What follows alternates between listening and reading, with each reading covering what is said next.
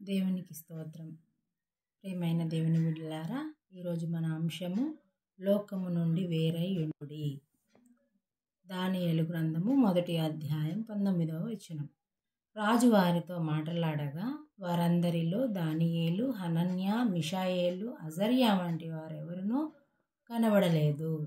ప్రియమైన దేవుని బిడ్డలారా, యూదా దేశం నుండి ఇజ్రాయేలీల రాజవంశములలో నుండి అనేక మంది యువకులు బబులోను దేశంలోనికి నెబుకద్నెజరు చక్రవర్తి ద్వారా తేబడ్డారు. నిజంగా ఎంత విషాద పరిస్థితి ఇది! దేవుని స్నేహితుడైన అబ్రహాము సంతానం పాలు తేనెలు ప్రవహించే వాగ్దాన భూమికి వారసులు ఈనాడు అన్యదేశంలో చెరలో జీవిస్తూ ఉన్నారు. వారు దైవ జనాంగం. వారికి దేవుని ధర్మశాస్త్రం ఉన్నది. దేవుడిచ్చిన ప్రవర్తన నియమావళి ఉంది. అయితే వారు దేవుని ఎరుగని అన్యజనాంగం మధ్య జీవితం గడుపుతూ ఉన్నారు. ప్రియ క్రైస్తవ యువ సహోదరి సహోదరులారా, ఈ పరిస్థితి మనం ఉన్న ప్రస్తుత పరిస్థితికి సాదృశ్యంగా ఉంది కదూ. బబులోను సంస్థానంలో యూదా యువకులు ఉన్నట్లే నేడు యేసుని ఎరుగని లోకంలో మనం ఉన్నాం.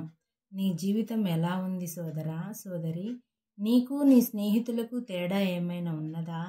మాటల్లో, చేతల్లో, అలవాట్లలో, ముఖవైఖరిలో, గుణగణాల్లో లోకస్తులకు నీకు భేదం ఏమైనా ఉన్నదా?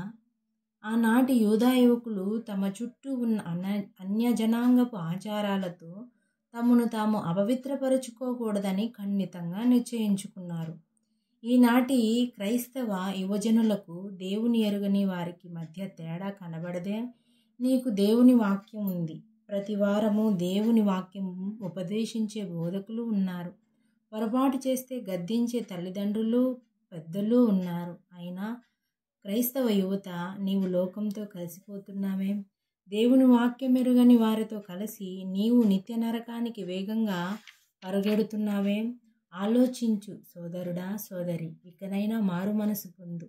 ఈ లోక స్నేహం దేవునితో వైరమని మీరెరుగరా అని యాకోబు పత్రిక 4వ అధ్యాయం 4వ వచనంలో లేఖనం మనల్ని ప్రశ్నిస్తుంది. నీ యవనేచ్ఛలతో, నిర్లక్ష్యంతో, అపవిత్ర జీవితంతో, అవిధేయతతో ఇంకెంతకాలం జీవిస్తావు?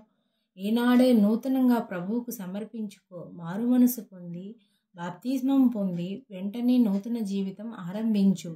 దానియేలు, హనన్య, మిషాయేలు, అజర్యాలలాగా ఈ లోక స్నేహంతో నన్ను అపవిత్రపరుచుకోను అని దృఢ తీర్మానం చేసి ప్రభు మహిమ కోసం నీ యవ్వన జీవితం ధారపోయి నీ కోసం దెబ్బలు తిని రక్తం కార్చి ప్రాణమర్పించి తిరిగి లేచిన యేసు కోసం నీవు మాత్రం చేయలేవా?